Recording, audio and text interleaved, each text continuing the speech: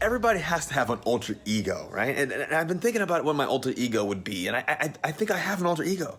His name's Mr. Unlimited. Throughout NFL history, players have found ways to be unlimited on the field. Russell still looking, pirouettes, looks, now he throws downfield, reaching up, Baldwin makes a catch. Are you kidding me? By channeling their alter egos, athletes transform from mild-mannered Clark Kents to Supermen. I don't think they realize the S that's on this guy's chest underneath his uniform. Let your alter ego come out today, baby. Big Daddy coming today. Who your alter ego is, huh? Let's get it then.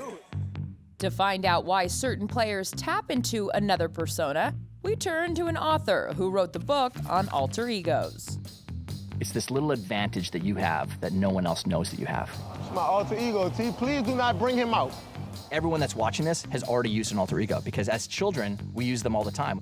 When we're in our backyard and we're pretending to be our favorite sports hero, our favorite football player, it's our way of saying to ourselves, I know I've got my limitations, but when I'm Walter Payton, or when I'm Jerry Rice, or when I'm Russell Wilson, you start to play up to that, and you draw out of yourself more capabilities and more qualities. I will say I had sort of an alter ego, Superman. We've got a guy that can do anything. An alter ego gives you bravado, makes you feel like you can do more than what you really can do. Now you know what all the excitement is about. This guy can make something out of nothing. When I thought about Superman, there was nothing that he couldn't do. There was places that he couldn't go. 4th and goal at the 12. Michael drops back, being pressured, steps up in the pocket, he'll run. 10, 5, touchdown! I had to play against the Carolina Panthers in which I dove across the goal line, almost like flew from the 5 into the end zone. Knee didn't touch the ground. He really was Superman on that play. After that, I got Superman tattooed on my wrist. Like, I thought I could do anything. I could be Wolverine, but with a little mindset of The Shining. When he's like, here's Johnny. I'll kick your whole family's ass. Just kind of that look. You really wanted them to think you were nuts. Maniac activate, baby, let's go. I go from Darius Leonard to the Maniac. Let's go! Come on! When it comes Sunday, I call it controlled chaos. Darius Leonard, the Maniac. I don't think about nothing but the love of the game of football and being out there to have fun. I'm out there to have fun, and the Maniac helps him to stay connected to that idea. Oh! Oh! Oh! Katie, I'll give you $1 if you drop it! If you're overly serious, if you're overly stressed, if you're overly anxious, you can't get to peak performance. Alter egos range from fun to frightening. What's important is that they are uniquely you. His laugh mimics the Joker. Oh, I love football. I actually just got a tattoo. On my alter ego, I call him Jack Boy. When I'm out there, I'm taking whatever I want.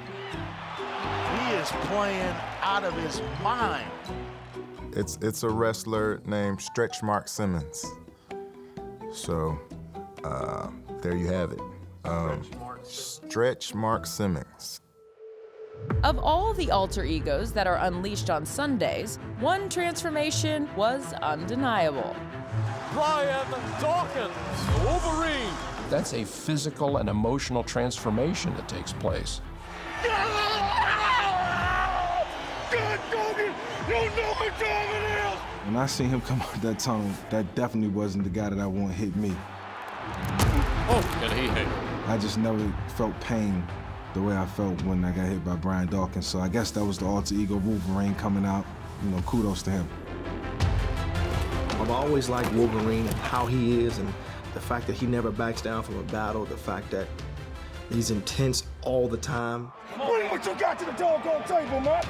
Give it to me, and I'm gonna give it to you. I would almost feel invincible, like a superhero. I don't bring him out into the regular world. You don't want to see him in the regular world. The time has come. The John, let's go. Dawkins goes and takes it even further, where he actually had a different locker set up for him. He's probably the greatest textbook case of someone who executed on this the best. The Wolverine was the NFL's most public alter ego.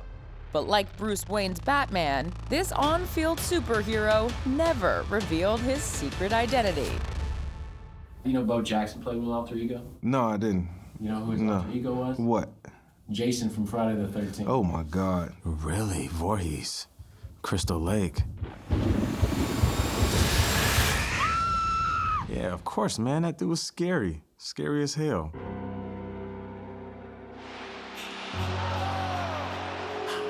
He was drowning in defenders and baptizing them in those horror waters. That is monstrous. Really, Bo? See, hey, it be them quiet ones, man. And Jason Voorhees and Bo Jackson, they talk about the same amount. They never say anything. Fittingly, Bo was reluctant to discuss his secret identity until he met Todd Herman, who was speaking about alter egos at a sports conference. He just sort of stopped, cocked his head to the side, and he said, Bo Jackson never played a down of football his entire life. And he said, one night I'm watching this movie, and on comes this character who's cold, calculating, methodical, relentless. Why don't I take that out onto the football field? It's like little kids chasing a grown man. His mission was to destroy everything in his path with no emotion whatsoever. It's pretty hard to argue that he didn't do that. He did that phenomenally well. They'll never catch him. The 30, the 20. Bo Jackson, holy Toledo, 90 yards. Alter egos have been a part of the fabric of being a human being since the dawn of time. Martin Luther King had an alter ego that he used to write his speeches. He called it his distinguished self. Winston Churchill used to stand in front of a wall of hats and say, which self should I be today? There is no one you. Human beings can be many things, many faces. Play around, be creative, build an alter ego to bring out your absolute best.